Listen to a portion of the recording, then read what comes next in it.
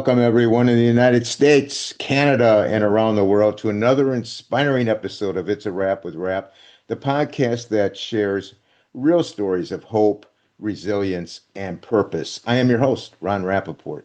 Today, we have an extraordinary guest joining us, Judy Kim Cage, author of her new powerful book, Super Survivor: How Denial, Resistance, and Persistence Can Lead to Success and a Better Life After Stroke. Judy's story is one of courage, faith, and transformation after surviving a life-changing stroke. Judy doesn't just chronicle her recovery, she shows us how the human spirit can rise even stronger after adversity.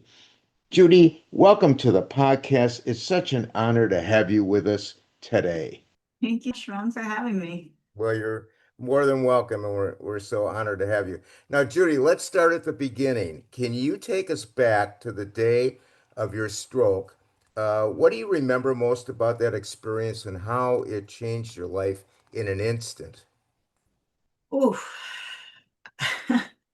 Well, now, it was back on January 20th, 2019. Okay. Um, my husband and I had just come to visit Atlanta, Georgia, to see his oldest daughter and her now husband. We had dinner, by the stadium. And then we said, let's have lunch tomorrow. Um, Went back to the hotel, and at about 4 in the morning, I was told, I woke up screaming, Wow. very, very, very loudly in pain. Um, I, um, I just remember the basically a lot of darkness and feeling as though it was constantly nighttime, whereas I was told it was not. It was during the day. Um, I had numbness and tingling, and this really, really, really bad headache, like the worst headache you've ever had, just on my right side.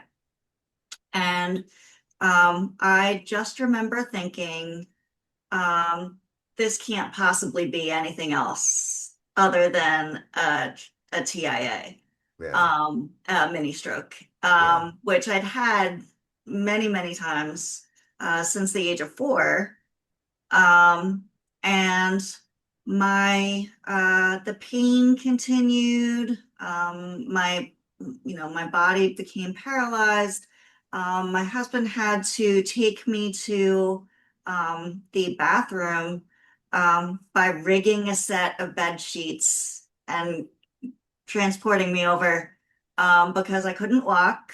I didn't So realize I sort of like a couldn't move. gurney, in other words. Yeah, Yeah.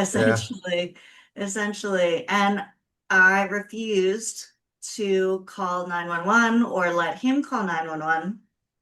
I said it couldn't possibly be anything else. I'm already cured of all my diseases. I had my surgery. I'm good to go. Yeah. And it turns out I was very wrong. But I, said I would absolutely divorce him if he called 911. It's such an ominous threat, of course. Yeah. And I eventually had thrown up so many times, and my headache didn't go away like it normally would. I called my vascular neurologist, then 911. He said to call 911. Yeah. We called them.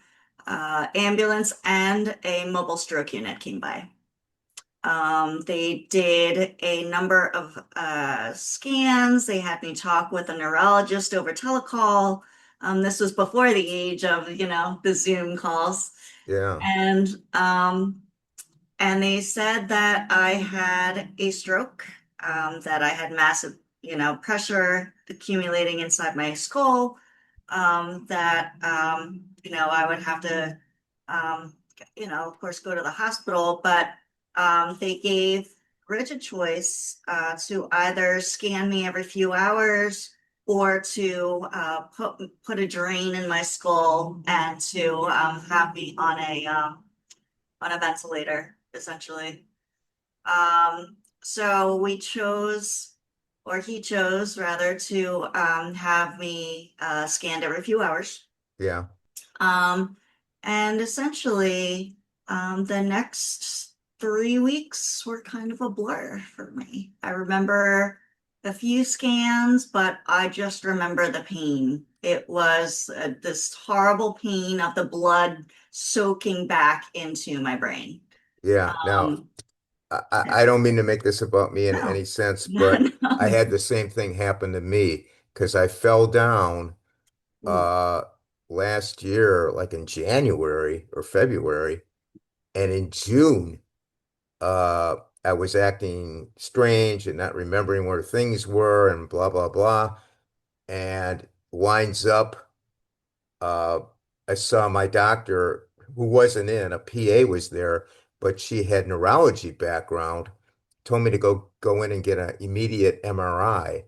And when I Mhm. got the MRI, I had a subdural hematoma. Oh my And the goodness. next morning, same thing with the pressure, same thing you Mhm. had.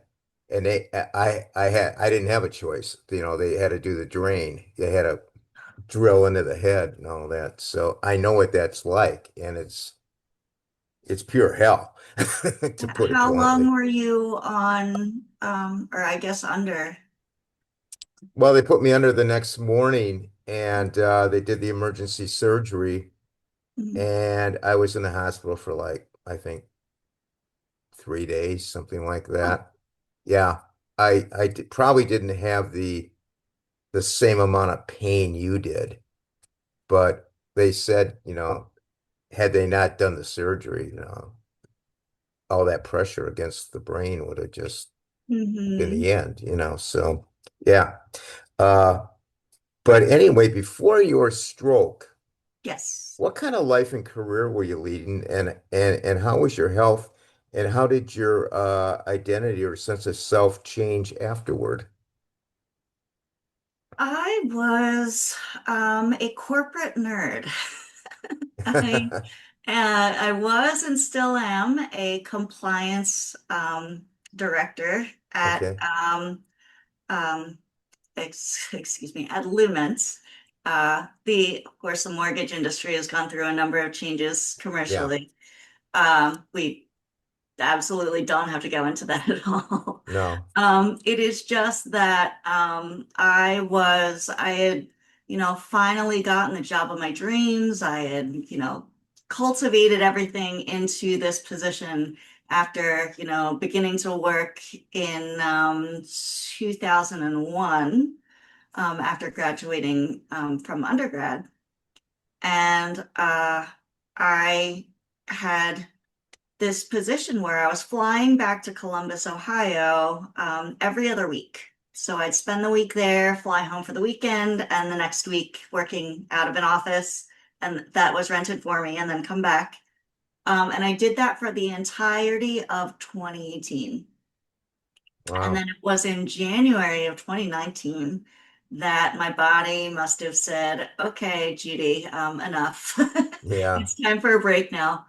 And that is when the stroke happened. So I was, as my friend Kathleen says, moving and grooving. I was, just so pleased with where I was in my career. And I had had these brain surgeries back in 2008. Okay. So I thought, I had been diagnosed with what's known as moya moya. It's a rare cerebrovascular disorder. And so to mitigate the blood flow not going to the brain, your brain forms these collateral vessels, which then have very thin walls. And because I had these very thin walls and a combination of that and high blood pressure, that's Yeah. what causes the hemorrhagic stroke. It's usually found in children. I had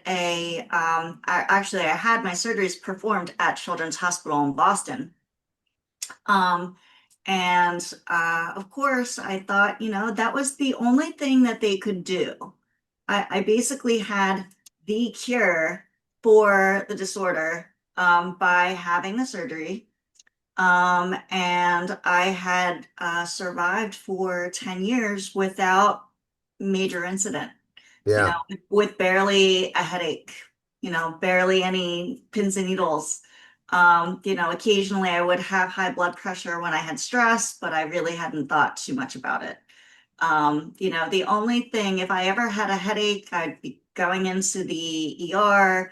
They'd say, well, there's really nothing we can do. I mean, the next thing to do would be to have another surgery, and they would put those burr holes in my skull, ironically, um, Yeah. to Which I had. Yeah. let the pressure come out. Yeah. Um, so I just figured everything was fine. I was going to keep pushing along, keep being ambitious and stubborn, and then I had my body taken away from me. Everything that I knew in the sense of reality, in the sense of function, and what we've gotten accustomed to, walking, speaking, clearly, with speed, um, being able to button your shirts or tie your shoes,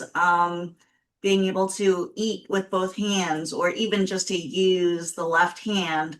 And for me, I also lost, I had left side neglect, which meant that I did not recognize things on the left side of my body or out in the universe. So Wow. I would run into door jams once I was Oh, in I my bet. Yeah. wheelchair.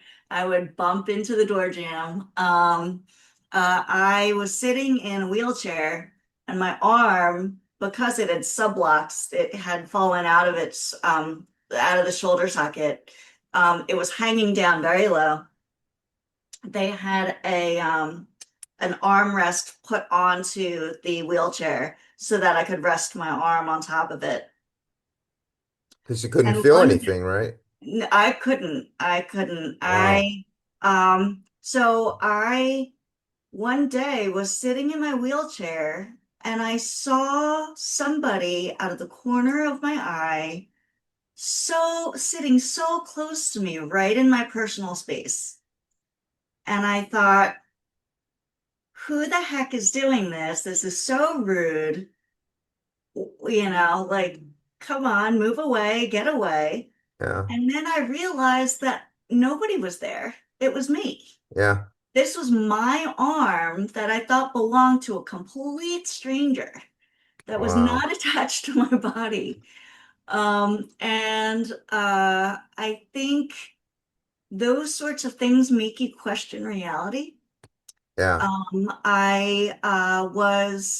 The brain signals were not going quickly enough from my brain to my bladder. So I was wetting the bed. That was heartbreaking. Of course, I'm, back to normal. I just want to Oh, assure. yeah. No Oh, of problem there. course. I basically had to make a full stop.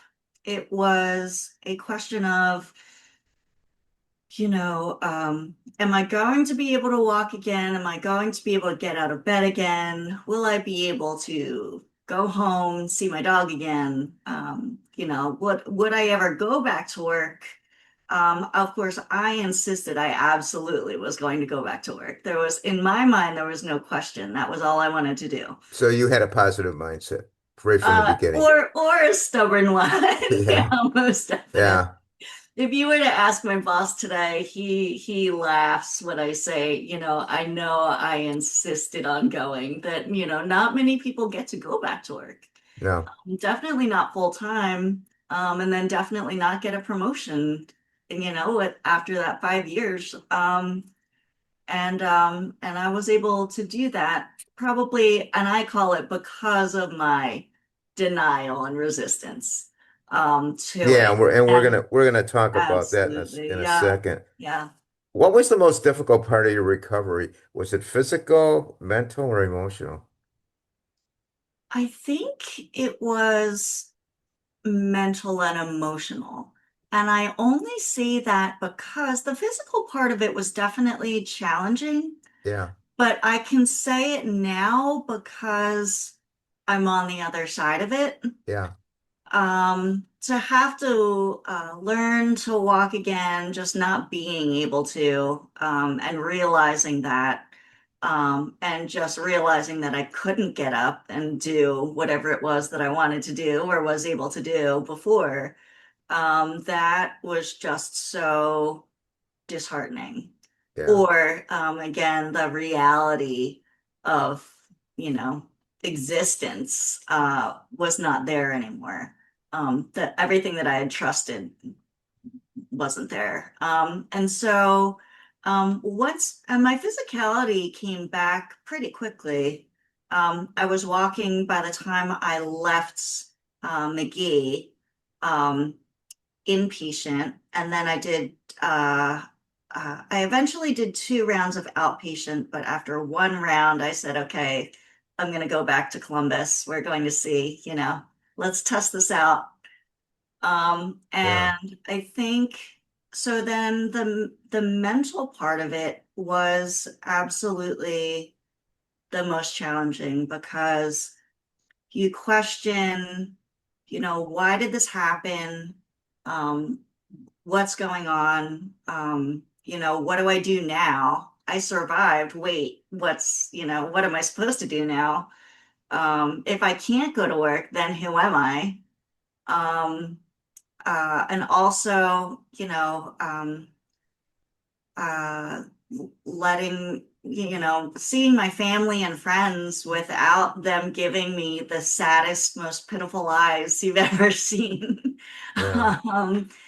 Sitting in the hospital or laying in the hospital, that was tough. And then the odd part about that is on the flip side, I'm so well recovered that I'll be going out to dinner or going shopping with my girlfriends, and they just assume everything's fine because I look absolutely fine. Yeah. But there's isolation, there's loneliness, there is this feeling of, oh my gosh, nobody else could possibly understand unless they went through the same thing. Yeah. Yeah. And it is basically like I was picked up and I was moved way over here. And it was just, you had zero control. You had basically zero pride anymore. Well, You you had to know, rely on everybody to do everything, to help you. um, I again was stubborn, but absolutely. I didn't, I had CNAs washing my hair. I was, naked in a wheelchair in Yeah. basically what seemed like a gym locker room shower. Yeah. Yeah. Um, you I mean, know, that's and tough. That it's got to wear on you mentally. absolutely, yeah, Absolutely. yeah. Now, your book, Super Survivor, which I read, it's a great book, great Thank read. you. Thanks. Uh, we're featuring it on the podcast and we're doing advertising for it. Uh, it's a great book and people re need to read it. But your book focuses on denial, resistance, and persistence as keys to recovery. So can you explain to us how each of those help shape your journey toward healing? I think it is, and I don't necessarily lay it as clearly out within the text of the book, but when they talk about a stroke super survivor, they talk about someone who refuses to accept that their life won't be the same as it was before. Have you ever been pushed to the point where quitting felt like the only option, where pain, setbacks, or life altering challenges made you wonder if you had anything left inside? If so, this message is for you. The Strength Within You, It's Always Too Early to Quit by Jay Setchell is more than just a book. It's a powerful reminder of the resilience that lives inside every one of us. Jay Setchell doesn't speak from theory, he speaks from experience.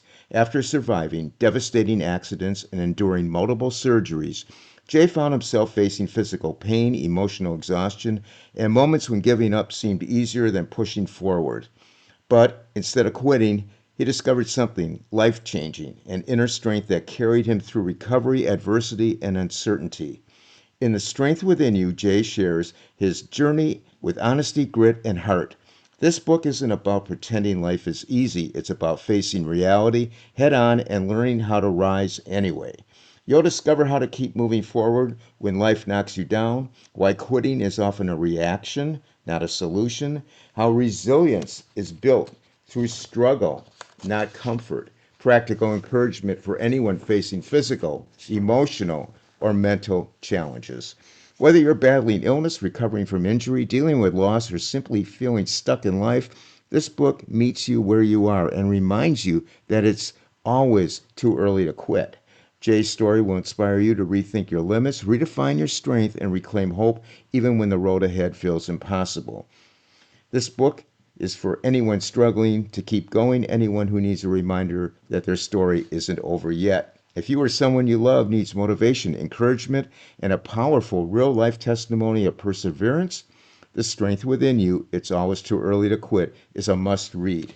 Don't let a tough chapter convince you the story is finished. Pick up your copy of The Strength Within You, It's Always Too Early to Quit by Jay Setchell today and rediscover the strength that's been inside you all along. Because no matter how hard things get, it's always too early to quit. Available from Amazon. Or whether it was because their family relied on them, because their career meant so much to them. They just absolutely would not accept it, completely refused it, completely denied, and then worked towards getting it all back. Yeah. Um, I was constantly in denial. I said, no, no, no, I am getting my life back. I talked to a number of volunteers and classes and students saying, I felt like I was at the top of my game and all of a sudden it was taken away. And, I honestly don't know what to do or who I would be without who I was. So it was, taking on, having a pretty serious stroke, spending 10 days in the ICU and almost dying, um, and then, losing all your facilities, but then, it's basically being able to come back from a significant setback and to say, yes, I still succeeded. I still made it past. And yeah, it's maintaining the positive attitude. It is, I make jokes regularly about different things. I say, "Oh, I'm potty trained now. It's so great."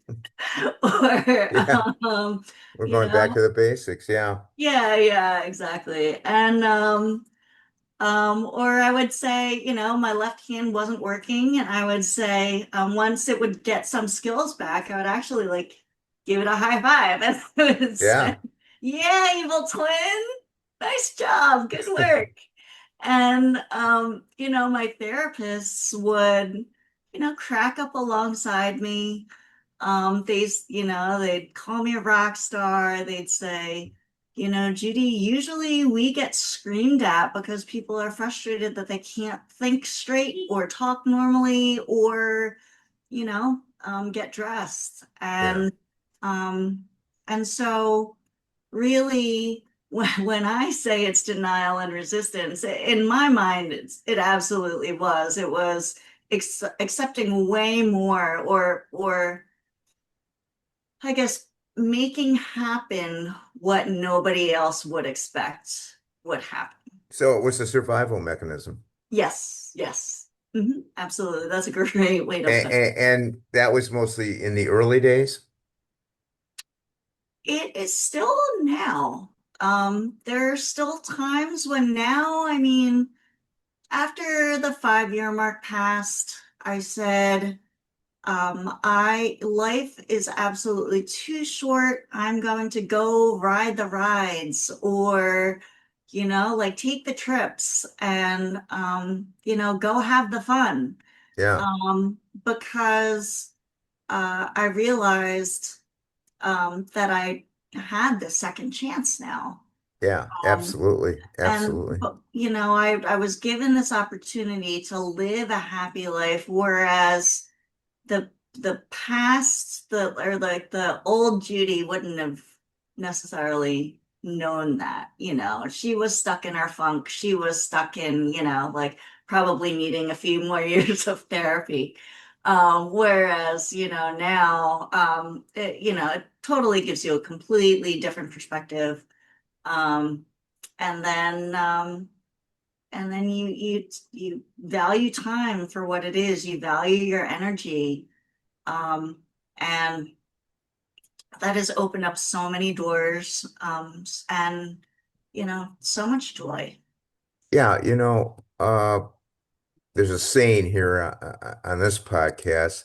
I'm a two-time male breast cancer survivor as well.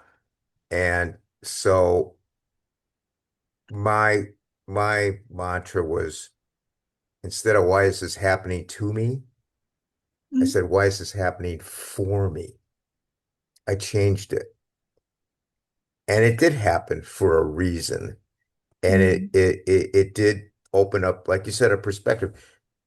Uh Traveling, mm, seeing other things, you get a perspective of, hey, this isn't guaranteed. Every day isn't guaranteed. And you and me survived, and we have to, find our purpose. You know, mm. there's more to life than just going to the office. You know, you have to, there's much more. And you realize that once you've been through that. Now, resistance can sound like a struggle, yet in your story, it seems to have been a source of strength. How did resisting your limitations help you move forward? Oh my goodness. Well, I would define it as uh, so we have I guess, well, everyone has a limitation of energy, like Yeah, only a capacity to go so far. yeah, And along with my long-term disability function, the fact that I could only work so many hours in a week, I was limited to, I think, 80% of my full-time hours before I would be, basically kicked off the support. Um, I I have a very task and deadline oriented job, so of course I wanted to get as many of those done and done well as possible. So I would overwork. I would work, work, work, work, work. And then during these deadline periods, I would be working a full time or more. My capacity, of course, was limited though. So I would work incredibly hard, get it done, and then I would be out, just shattered, um, for, like the next, I was basically working half time for the next 2 weeks after that yeah, because I had overdone it. There are times when I lost the ability to speak for 3 days. My speed was way low. I, could barely get up off the sofa.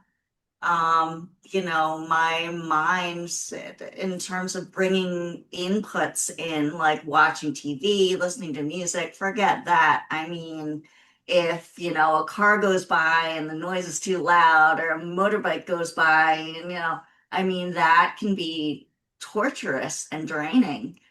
And I would constantly test that boundary. I would do it over and over and over and over again. Deadline passes, I make it, fall down, do it again, and do it again, and do it again.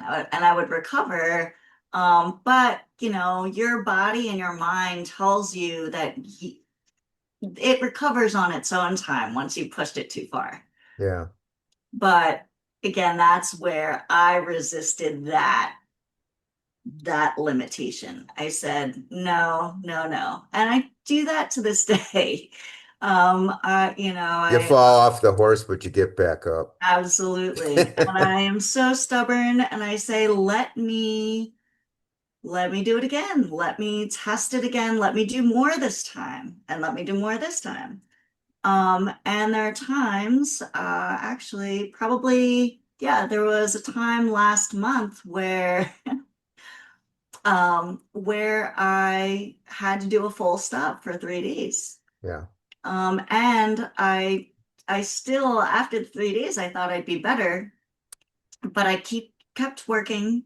And then I would find out that I had little mistakes pretty much sprinkled out throughout, my projects. Oh, sure. And but I think that without pushing those limits, without constantly trying, without just seeing what was possible, I don't think I would have expanded or utilized my neuroplasticity as much as I did.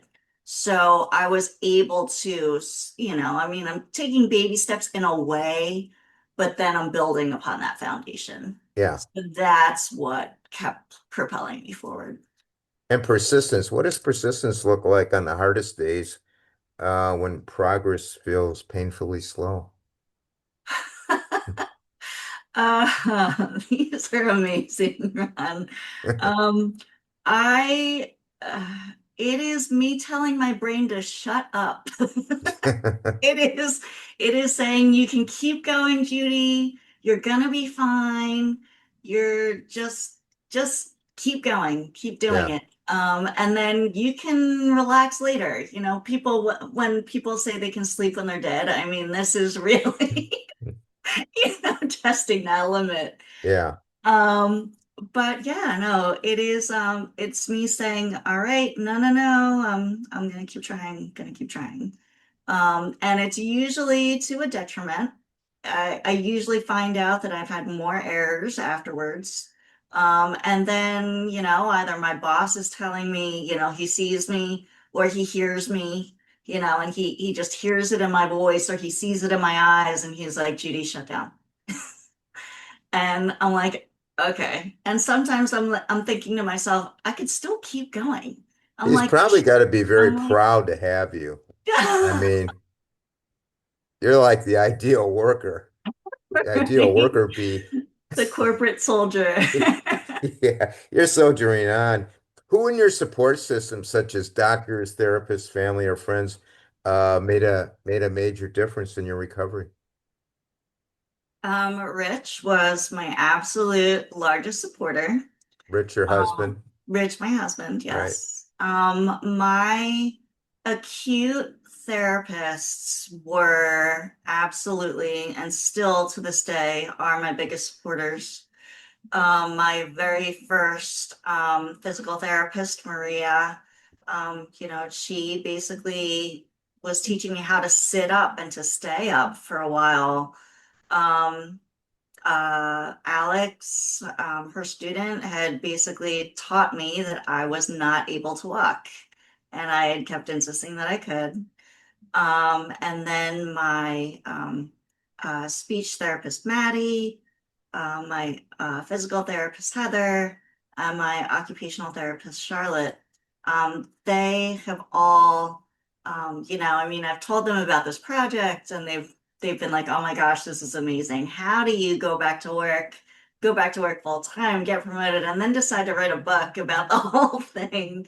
Which And you did, so by the way. just, oh, to make them, I mean, making them proud is icing on the cake. Absolutely. But they have been so supportive, and they just give um just like the praise and enough um of the feedback that, well, Judy, you were funny and you could laugh through this, and that made you one of the great patients. And that was just so uplifting. I interviewed a fellow on the podcast who uh, tried to take his life. and he lost 70% of his blood, and he was in the ICU for a long time, and he had no support, Judy. When I say he had no support, he had no family support or anything like that. He had therapists, of course, and that kind of thing. But Mhm. uh, I said, "How'd you get through it?" You know what he said? Humor, humor. If it hadn't been for humor, he never would have made it. And you just said humor. Yes. So yeah, so that's a good lesson for everybody out there listening. If you Uh, can't laugh at it, I mean, then what are you going to laugh at, right? At yeah, that right. point. What advice would you give others who are in the early stages of recovery and feeling hopeless or defeated? What would you tell them? Um, I, through my peer mentoring, have encountered a number of patients that have still been in the hospital and they are in those early stages, and I get emotional thinking about them. I It is a tough thing because every stroke is different. You want to tell people that, hey, I mean, I was able to get there. That's Yeah, great. But that situation is not, as a constant. Um, right, right. and but I would say your body will recover, your mind will recover in a way that it chooses. Okay, You can test it. You can, like maybe brush your teeth with your opposite hand, your non-dominant hand, and try right. to do things that A warm cup in your hands, a quiet pause in a busy day, a conversation that lingers long after it ends. That's exactly where the book High on Life by Lorie Kleiner Eckert invites you to begin.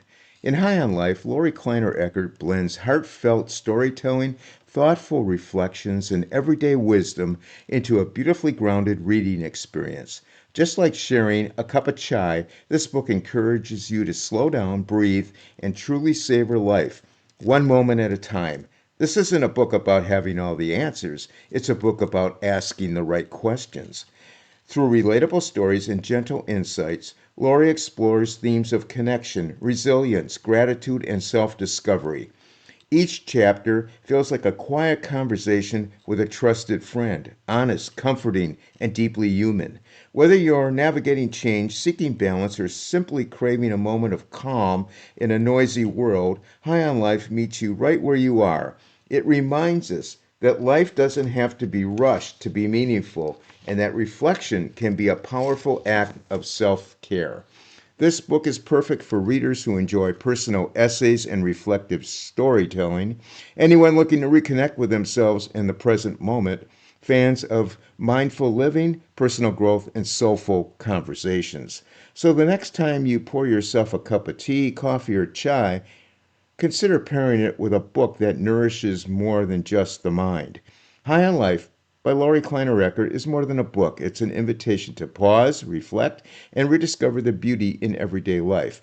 Pick up your copy today and start your own conversation with life, one sip, one page, and one moment at a time. Available from Amazon. keep connecting your neurons.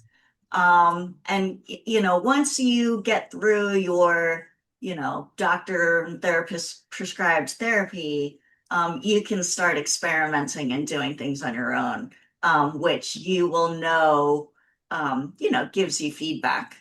But your body, if you, the positive self-talk, it's coming out more and more. If you're negative about something, if you say you can't do it, then chances are you're more likely that you can't do it. Yeah. Or if I say, Judy, your brain is a piece of crap, like, or, um, sorry, It's getting, going to be a piece of a little crap, feisty right? there, but yeah, okay. But what you're saying, I guess, in a roundabout way is Hmm. for the people out there who Yeah. are feeling, hopeless or whatever, you're giving them hope. And please be kind to yourself when you're recovering, Right. because the kinder you are to yourself, the more likely it is that you will, when the environment is friendly, that's when your body will respond. Um, Right. So what inspired you to write Super Survivor? Was there a specific moment when you knew you needed to share your story? There were a couple of things.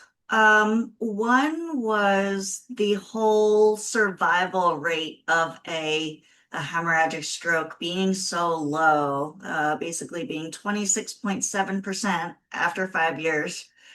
So I said, wait, I basically only have a third of a chance of making it to 5 years, which is, how I would interpret it. But, learning that wasn't the case. But making it to the 5 year mark, and all of the people that I did meet, all the people that have come up to me, have asked me about, you know, um, any issues, whether they're having neurological deficits because of age or, because of, chronic illnesses that they just were undiagnosed with. I've learned a lot from going through my own difficult diagnoses. Hmm. Um, and I think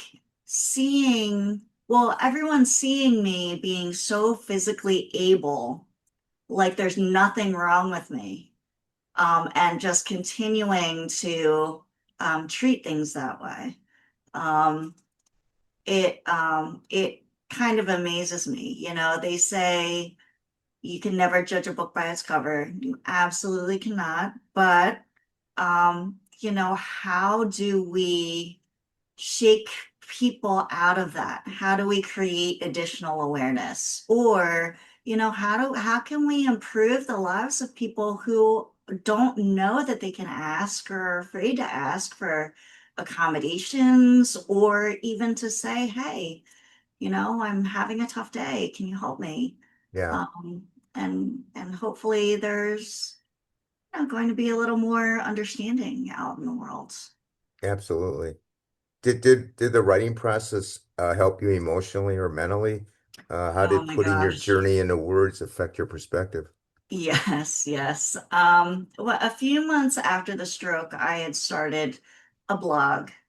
And doing that and actually documenting these, moments in time was absolutely helpful.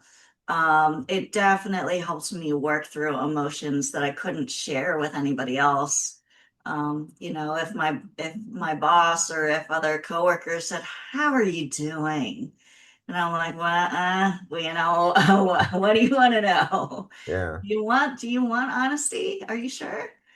Um, and so those sorts of feelings I was able to process through writing.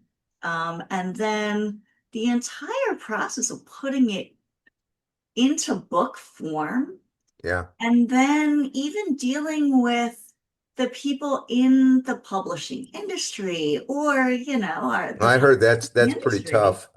It is, yeah. Yeah, Um, it's so different because now I'm encountering more and more people with chronic illnesses or with, medical difficulties. And so, I'm feeling more and more supported and understood by, an environment of my population now. But, right, but gosh, I mean, trying to explain, um, what it's like to have a stroke or to live with these deficits to somebody who's never been sick before, and who right. thrives on, business, Yeah. essentially. It's hard. So I that brought a lot of awareness to I me. mean, are you still going through any therapies right now? I use little gadgets here and there, and then I'll Okay. do different physical therapies on my own. And I'm in talk therapy, which I'd been in, years before the stroke as well. Um, but essentially, I've kind of, um, I'll have different tools out there. There's my stress ball. If I squeeze it a lot using my left hand, I start feeling tingles come back into my left hand. Yeah. And, I'll do things like that. I'll put these insoles into my shoe, which have these little like almost little raised nubs on them, so that I'll constantly be feeling with my foot, reminding my left foot that it's there. See, Um, the interesting so thing yeah. that you're telling me is when people see you physically or they see me physically, Mhm. I mean, I'm still going through some cancer treatments and things, and I still have my issues. But if you looked at me, you'd say there's nothing wrong with Yeah. you, and nobody really understands that this stuff, it's not just like, oh, I went to the hospital for 6 weeks, they discharged me, boom, it's over. It doesn't work like that. No, It's always collateral damage. There's always something going on. there's So, always a yeah. compensation we're doing. And Yeah. people don't understand it. I mean, maybe they will listening to this. They'll get an idea at least that even though you got discharged doesn't mean it's over by any means. Yeah. This Now feels looking like just the back, beginning. what has your stroke taught you about gratitude, purpose, and what true success means?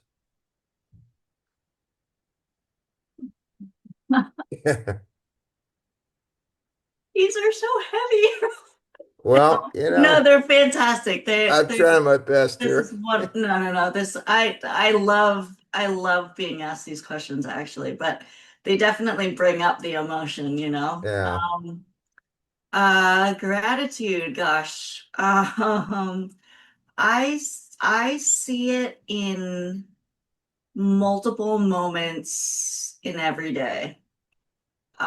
Things that I never would have necessarily been grateful for. Now walking out into the fall air, for instance, and feeling, the air fill my lungs, and just seeing the sun out and seeing the leaves change color. And sorry, I don't know when this is coming out, but um, no, no, it's just I kind of have these glimmers and I'm in awe.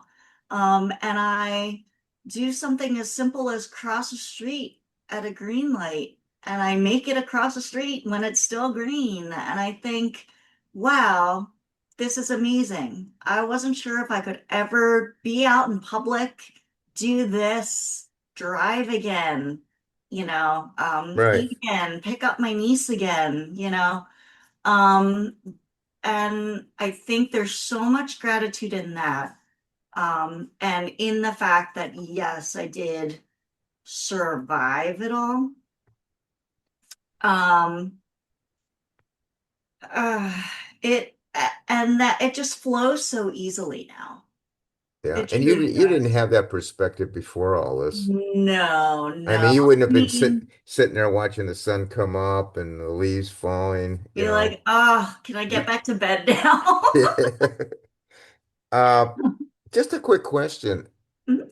Before all this happened, were you physically active? Um, not in the way that people are usually. I was not a fan of the gym. Okay. Every so often I would, get on a certain kick and do like P90X, or, like start I mean, doing so you something weren't a else. But marathon no, runner oh heck no. No, no, or no. And lifting and that's weights or any of that stuff. and that's why I wanted to try to run Broad Street in Philly, which was, 10 miles. I said I couldn't walk, so now I'm going to run 10 miles. And that's when my doctor said, yeah, maybe that's not such a great idea. You And might so want to I, start a little, maybe a and then I 5K picked or something. different goals, and I knew I would pick a lot of different goals, and Yeah. and that was also another building point.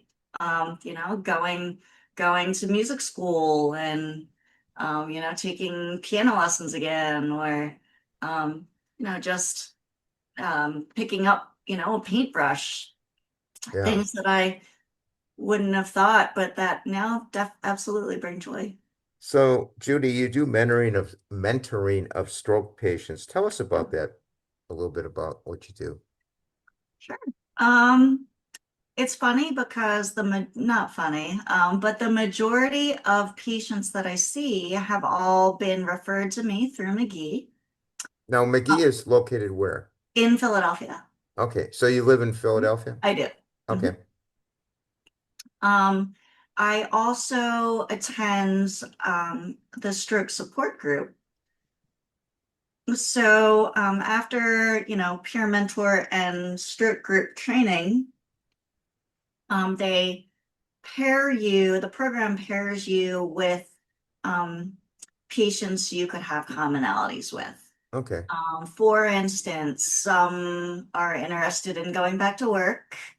Some, like one in particular was also a young stroke survivor. I was 39 when I had mine. He was 40 when he had his about a year ago.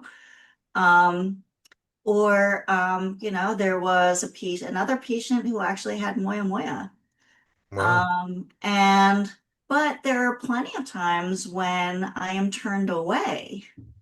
They'll say, Judy seems like a great person that will, be a great mentor for this person. But then they say, well, one, this person wants somebody who's had children so they can, relate. And Yeah. I do not. My dog is my baby, but he doesn't count in this case. I count them. Uh, I love dogs. I had a dog.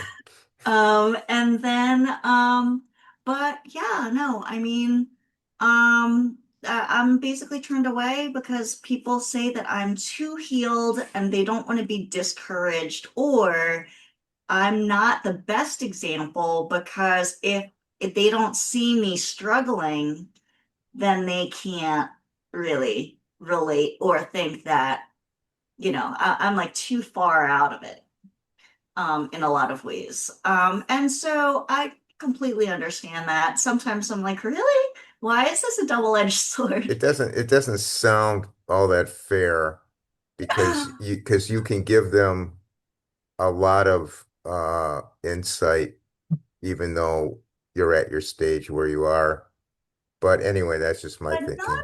everybody wants it either, though. I mean, I remember being a patient and being asked whether I wanted to have a peer mentor. Yeah. And I had one, and she had spasticity in her hand and arm that had formed 3 years after her stroke had happened, and Yeah. enough so that she couldn't shake my hand. Uh-huh. And I had said, I was looking at myself and doing a comparison, which of course, is never what you're, supposed to do, but naturally, I guess is what you do. And I said, well, wait a second, I'm still in the hospital and I'm doing way better than she's doing. I'm like, how is this going to help? And she, broke the news to me that I would lose my driver's license. Um, yeah, no. So, but I remember thinking like, no, I'm not ready for it. I don't think I'm going to want one. But then I said, you know what? Let's do it. And then there are plenty of people who, have been presented with me as an option, or another, mentor as an option. And they say, no, we really don't think so. We're not ready. We don't want to hear what's next. We want to either find out for ourselves, or we would prefer to wallow in what we're feeling right now. Well, I mean, it is what it is, but at least you're out there and you're helping somebody, Trying, right? So you have to trying. take it for what it is. You're doing a good service, and you'll help who wants your help, and who doesn't want your help, hopefully they'll get help somewhere else. The other thing, and I had mentioned this in the book, is that when I first got out of the hospital, when I couldn't listen to other people's stories. I just preferred to read them because I'm too much of an empath sometimes, and Yeah. soak in all the emotion. And the first time that, during that peer mentor training that I heard about these other patients, and how they had their strokes, we all sat around the table and cried for each other and for ourselves. Um, and I just preferred to read it in a book. I preferred, not having to deal with Yeah. the emotion that comes with it. So I could Under totally understand how other patients would not want that. Can you briefly tell us what you found the healthcare system's response to post-trauma patients needing care is, and the issues involving long-term disability for these patients? Ooh, long-term disability. Well, they're okay, so they're two large and very separate entities. My husband happens to work for one of the largest health insurers in the country. Okay, So wait, don't mention any names. yeah, I know, I won't.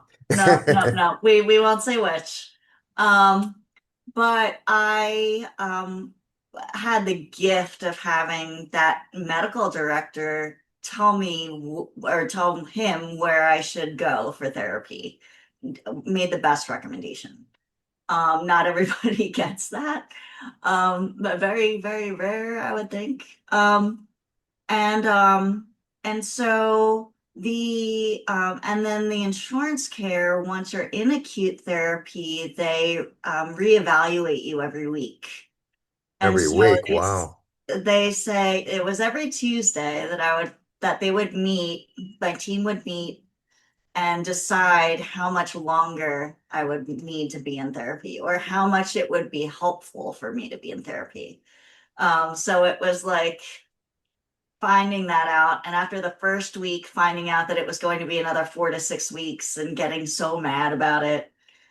And so because of that evaluation and because of that never ending, you know, possibility of you being there into perpetuity, that was kind of disheartening. Yeah, Then once you're allowed to leave, it's like, yay, but then it's like, oh, wait, hang on a second. Now I have to go back out into the real world. This is yeah, scary. Here, let me go back and visit the people who understood what it was like because nobody else does. yeah. Um, and then in terms of long-term disability, gosh, that I think I mean, I understand many of the claims are denied. it is, well, because there's so much medical gaslighting. But then also, I think there have been plenty of times where, and like we had mentioned, if you present well, if you present normally, and like nothing had ever happened, Yeah, then why can't you work 40 hours a week? Why can't you go back to work full time? Why can't you, not have any accommodations? You yeah, know, why aren't you just like everybody else? And so, for in my case, it was why did you work full time, and then why can't you? Why are we still paying you, hundreds of thousands of dollars over years? Why? right, Let's, cut you off. right. And so, I would get hostility. I would get questions if I missed an appointment.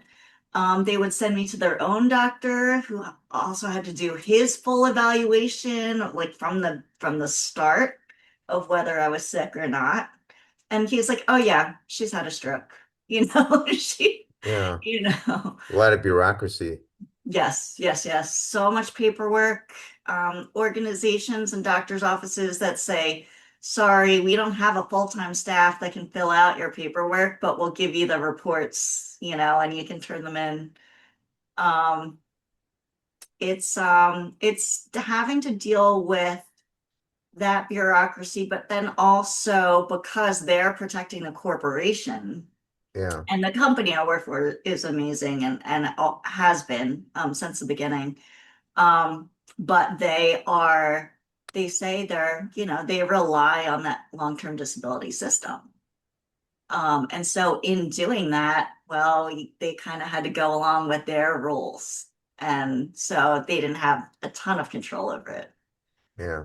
And so I would get these letters with a ton of, these italic legalese paragraphs, saying that according to your employment contract, blah, blah, blah. And I would say, okay, this sounds kind of menacing. What do we do here?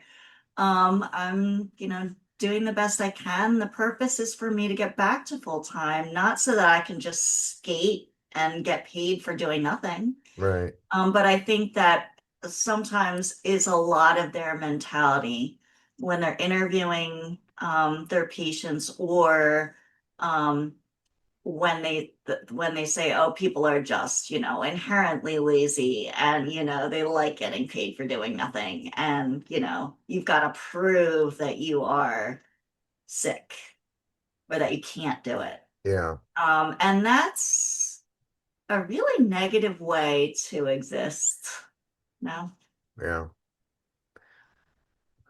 So, if our listeners and viewers take away just one message from the book Super Survivor, what do you hope that message would be?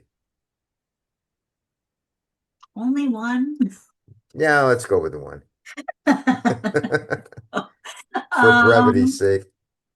gosh, yeah, no. Oh gosh. My largest hope that I would never wish for anyone would be to experience life the way I do now without having to have gone through all of this. And is it possible? Yeah, I think so, because you can try to have a bigger appreciation for the things you have and not think about the things you're lacking, or just have an appreciation of joy and love and all the hokey things, right? Right. um Kiss your dogs, like kiss your loved ones, hug them, tell them you love them. um Maximize your time, make the most out of it. Of course, with limits, Yeah, of course. especially physical limits, but there's so many gifts that we are given and that we take for granted. Um, and things that we just assume. And I'm just hoping that when people see me and, see this normal looking person and everything that she's been through, that there is a way to make it through. And a way to make it through difficult times, challenges, and to do it with grace. Well, that's great, a great message. Judy, your story is a powerful reminder that even in life's darkest moments, we can find meaning, hope, and a new beginning. Thank you for sharing your honesty and inspiration with us today. For those who want to contact Judy, you can find her on Instagram at Judy Kim Cage, the author page. Now, I highly encourage our audience to pick up Judy's book, Super Survivor. It's available on Amazon or wherever books are sold. I personally feel, after reading the book, that it is for anyone who has ever faced something that made them question who they are and what comes next. It is for anyone who has to rebuild their life after it's fallen apart. Please remember, if you or someone you love is facing a major challenge, this book shows that recovery isn't just about surviving, it's about thriving. Now, for people who have comments and suggestions for the podcast, you can email me at it's a wrap with rap@gmail.com. Our website is it's a wrap with rap. .com. We have a Facebook group. It's a private Facebook group. You can email me if you want to get in, and that's on Facebook. It's called It's a Wrap with Rap. We're on Instagram. It's a Wrap with Rap podcast. We're on X at Rapper, WRAPPER 130. And all the episodes are on YouTube. It's a Wrap with Rap, the podcast uncut. I want to thank everyone for listening. Please stay safe out there. And for now, it's a wrap. The podcast is so happy and proud to have Blue Sky CBD as one of our sponsors and supporters. At Blue Sky CBD, they know that the highest quality CBD starts from the seed. Blue Sky partners with sustainable, responsible farms for superior hemp plants to extract their CBD and other healthful phytonutrients.